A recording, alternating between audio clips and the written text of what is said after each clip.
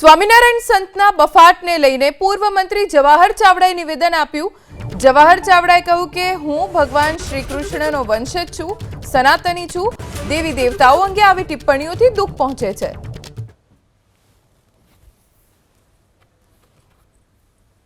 હું ભગવાન શ્રી કૃષ્ણનો વંશજ અને સનાતની છું।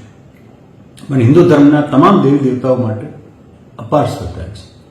ભગવાન શ્રી કૃષ્ણએ ગીતા દ્વારા આપણે તમામને જીવન સંદેશ આપ્યો છે, જેના પર આજે પણ સમગ્ર દુનિયાના કરોડો લોકોને શ્રદ્ધા અને વિશ્વાસ છે।